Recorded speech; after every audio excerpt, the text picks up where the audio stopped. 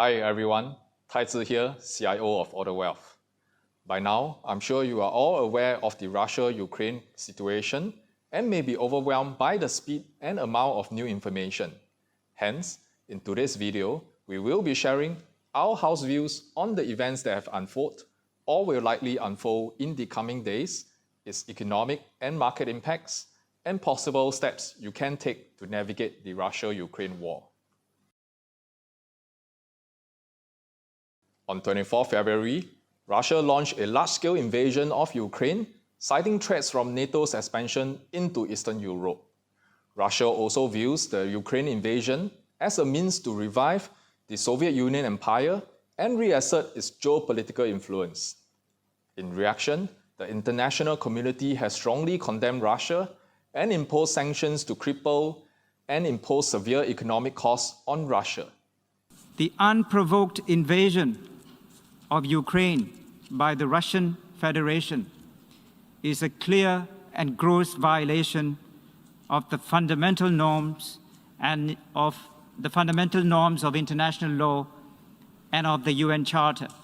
This includes blocking key Russian banks from the global SWIFT payment system and restricting the deployment of a 630 billion of international reserves, amongst others. Other than sanctions, many countries have given financial aid towards Ukraine's humanitarian efforts and donated military weapons and supplies to help Ukrainians defend their homeland.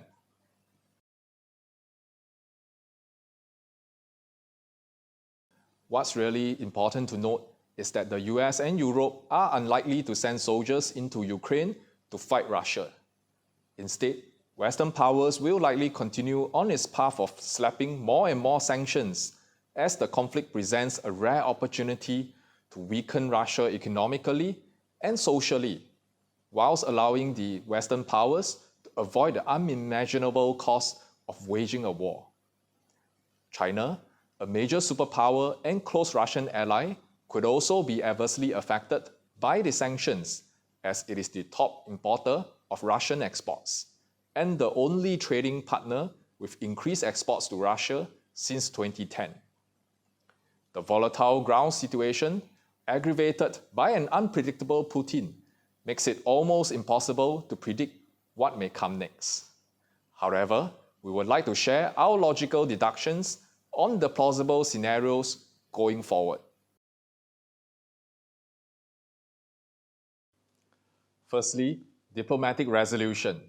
In the event Russia and Ukraine eventually reach a ceasefire, the current sanctions may gradually be removed. That said, it is likely that the Russian economy would take a long time to recover, as many global companies have pulled out of and boycotted Russia. Secondly, Russia could eventually destroy the Ukrainians' military resistance and take control of the capital Kyiv and eastern Ukraine to create a buffer zone under Russia's influence before ending the invasion. Thirdly, the increasing sanctions may incite Putin to retaliate by cutting off energy supplies to the Western powers. The US and the EU are the greatest importers of Russian energy, with 21% and 35% of oil and petroleum products imported from Russia, respectively. However, since tensions began building between Russia and Ukraine late last year, European leaders have worked to coordinate increased imports of LNG. With the warmer weather in Asia, the demand for heating gas has also declined, freeing up LNG supplies for Europe.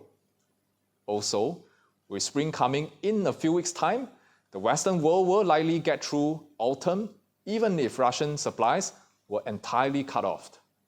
That said, a complete or prolonged disruption of Russian energy will likely cause a significant spike in oil prices, worsening the already elevated inflation and consequentially dampening economic growth. Fourthly, the war may continue to intensify. Mass casualties and fears of nuclear warfare may cause further panic. Ukrainian President Zelensky recently signed the application to join the EU. Several European leaders have cautioned that the EU accession process could take a long time in spite of efforts to fast-track Ukraine's application. Nevertheless, Putin's fury may be triggered in the event Ukraine's application gets seriously considered or expedited. In a worse but highly unlikely case of Ukraine getting admitted into the EU and/or even NATO, the Russian-Ukraine conflict may even escalate into a multinational war. In this case, the psychological panic and expected impact on the global economy would exponentially increase.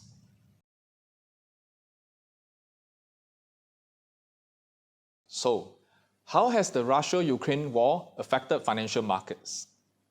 How should investors navigate the 4 scenarios I've shared earlier? Global stocks declined rapidly at the start of the invasion, but has rebounded moderately after the announcement of sanctions and the repeated assurance that Western powers are not open to sending troops into Ukraine. Similar historical conflicts like the Afghanistan War, the Iraqi War, the Russia-Georgian War, and the Crimean invasion suggest financial markets would experience a large extent of the decline before the outbreak of war, and subsequent news headlines during the war would continue to cause significant market swings both to the downside and to the upside.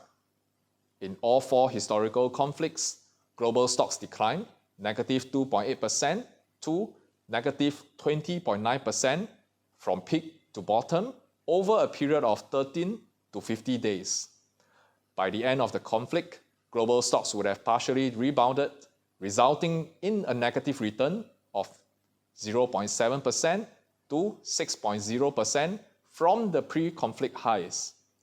3 months after the end of conflict, markets would have fully recovered, resulting in a positive return of 1% to 8.5%.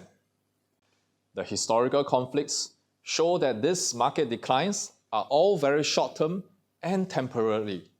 Markets recover relatively fast.